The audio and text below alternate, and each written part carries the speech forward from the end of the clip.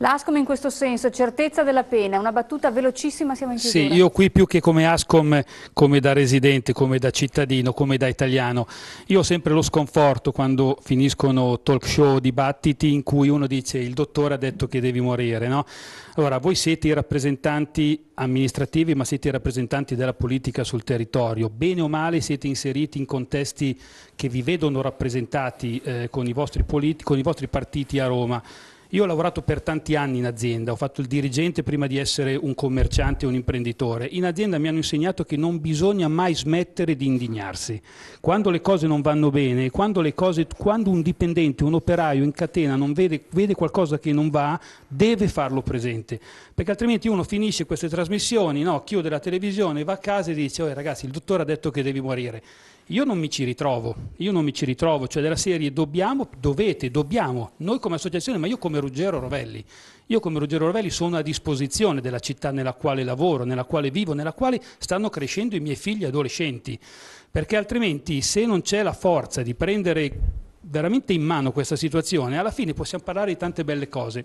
Però uno dice, vabbè ragazzi, cioè, tanto non li mettono via, alla fine sono fuori prima loro dei poliziotti, ma io come vado a casa domani? Cosa gli racconto stasera a mio figlio che guarderà la trasmissione? Cosa gli dico? Sindaci, la domanda è a tutti voi, in questo senso i cittadini chiedono risultati, che siano cittadini semplici oppure imprenditori, lavoratori, servono soluzioni subito. Voi come rappresentanti degli specifici comuni, ma anche appartenenti poi a correnti politiche che dialogano quindi con Roma. Riusciamo a risolverlo il problema, magari ad avviare delle soluzioni in sinergia e concrete, quindi ed efficaci, perché questo chiedono poi i cittadini che rappresentate.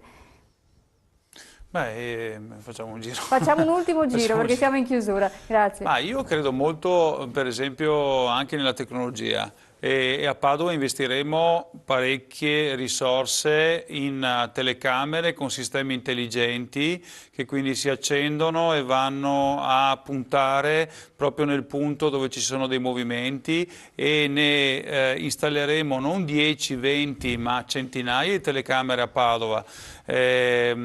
Militarizzare la città, io sono d'accordo, però dopo alla fine avevamo i militari del progetto Città Sicure, dopo il governo ha fatto una scelta e per carità ogni governo fa le sue scelte e non abbiamo neppure i militari delle Città Sicure. Io ho chiesto di avere la Cellere in strada, no? Perché qual è il ragionamento? Siccome abbiamo un reparto Cellere molto importante a Padova, piuttosto che la Cellere stia dentro la caserma e via qua pendente, magari un presidio all'Arcella, uno alla Guizza, uno in centro e così. Però il Ministero purtroppo ha detto di no, ha detto che la Cellere è un servizio speciale e deve rimanere per le attività speciali. Magari quelli di Padova vanno a Roma per la manifestazione, a Milano vanno allo stadio e non ce l'abbiamo. Quindi c'è un problema di testa, come dicevo prima, perché bisognerebbe anche ragionare, io da anni che lo dico, che più forze dell'ordine, i carabinieri, la polizia, la guardia di finanza, ma bisognerebbe tentare effettivamente una riunione, un coordinamento di quelle forze dell'ordine, perché guardate che chi fa il sindaco come noi capisce che ci sono delle cose che non vanno, che ci sono dei rapporti di collaborazione che non funzionano quando ci sono troppi corpi. Ci sono nei comuni tante volte ci sono delle micro caserme dove ci sono dentro pochi agenti che riescono solamente a tenere aperto lo sportello e stare al telefono, ma nel territorio non c'è in giro nessuno, quindi si capisce che forse bisognerebbe ragionare in maniera più coordinata e complessiva. Salvo, sì o no allora questa grande Padova, una tavola rotonda di dialogo concreto, di fattibilità, di soluzioni Io credo che in questo momento sia utile. Noi non lesiniamo occasioni in cui facciamo presente alle istituzioni, anche nazionali, le grandi difficoltà ovviamente legate alle dinamiche della sicurezza piuttosto che di altri problemi che esistono nel territorio che noi governiamo. È che molto spesso vediamo interlocutori sordi, nel senso, come dire, c'è quasi la consapevolezza dell'assenza di volontà nell'affrontare seriamente i problemi. Forse partire anche, come dire, da questa collaborazione tra sindaci, sapendo che comunque È vero, ci sono anche competenze, ci sono responsabilità del governo, ci sono responsabilità anche del Parlamento, che stentano a farsi sentire, a farsi vedere, ma a partire appunto anche da questa forma di collaborazione probabilmente qualcosa, sicuramente non riusciremo a risolvere il problema fino in fondo, ma dare anche dei segnali positivi, cercare di ridare anche fiducia ai nostri cittadini, forse ecco, siamo sulla strada buona. Quindi anche ragionare con questa logica della Grande Padova, ripeto, non per voler condizionare tutti coloro che fanno parte di questa realtà territoriale, ma per mettere a disposizione degli amministratori e dei cittadini degli strumenti utili a dare risposte concrete, credo che sia un passaggio sicuramente indispensabile. Villafranca, ci sta questo progetto? Cadoneghe. Mi scusi, Cadoneghe. Certo, come ho detto prima, ci stiamo, l'importante è che insieme a questo aggettivo grande ci sia aperta e ci sia veramente volontà di integrazione.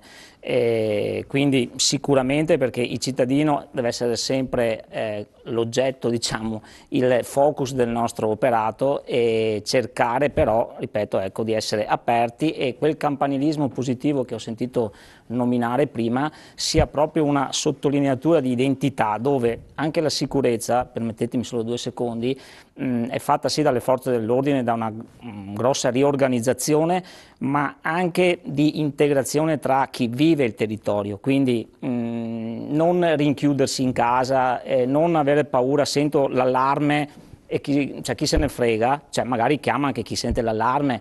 Ecco, voglio dire, cercare di avere anche un lavoro di prossimità famiglia per famiglia, e il cittadino e il sindaco in questo caso può fare molto. Albignaseco?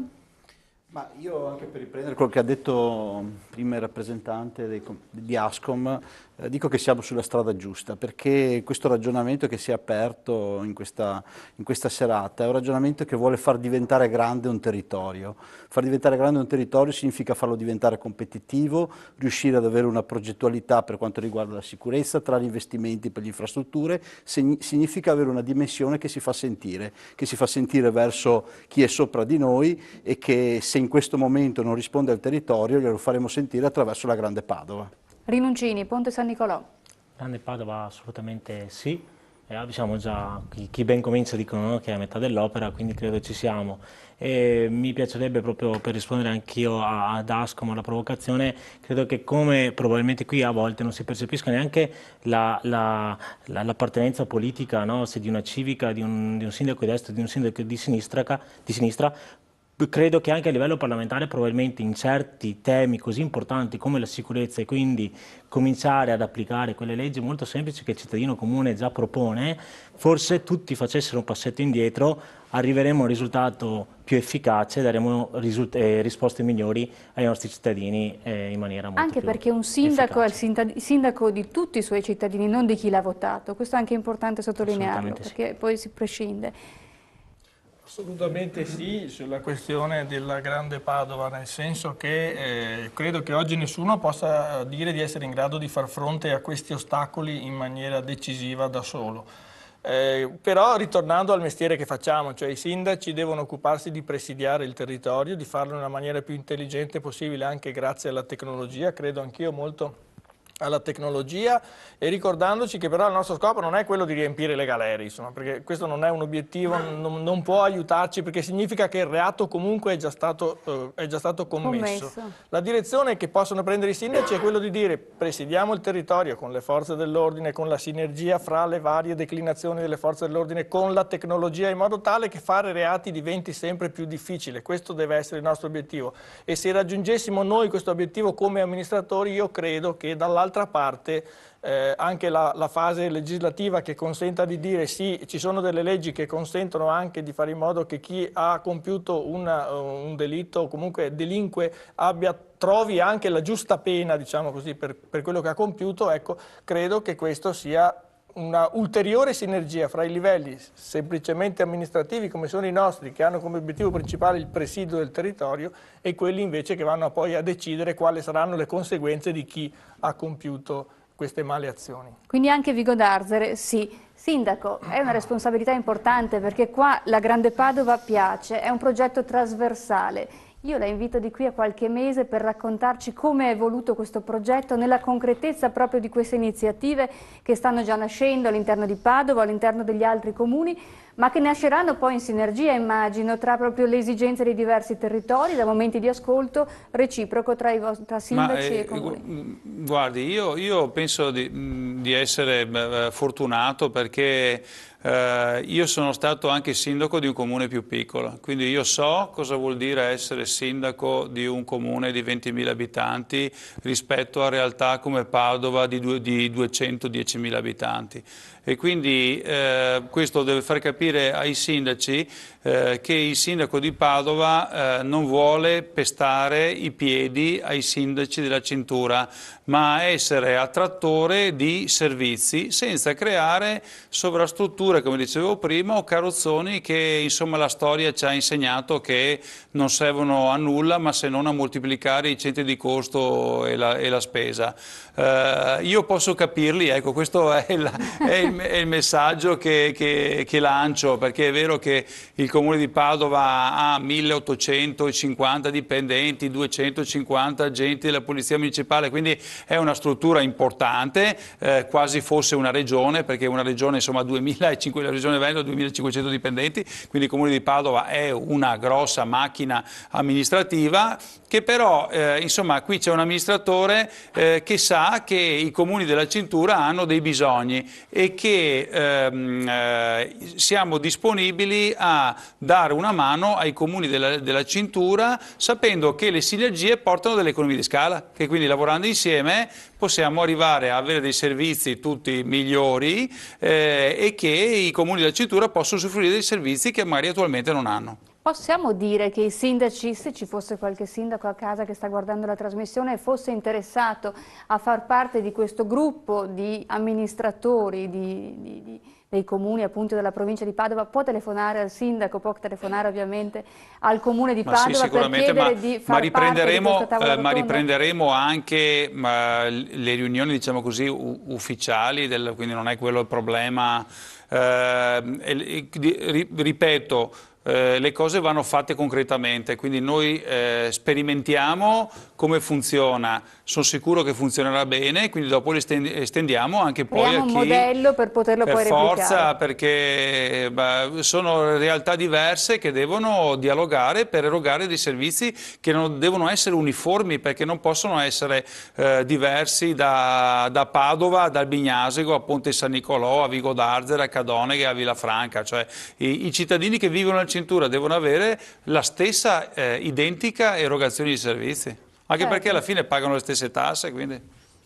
Grazie a chi ci ha seguito a casa, grazie al pubblico in studio, grazie ai nostri sindaci, ospiti. Abbiamo parlato di sicurezza, abbiamo parlato di infrastrutture, abbiamo parlato di territorio, di sanità, di lavoro. Questo è il progetto della Grande Padova, il nostro sindaco e i nostri sindaci dei comuni limitrofi del Padovano auspichiamo possano essere di nuovo nostri ospiti di qui a qualche mese per vedere i progressi di un progetto che vuole essere assolutamente concreto per offrire servizi migliori ad un costo più basso ai propri cittadini. Grazie a casa.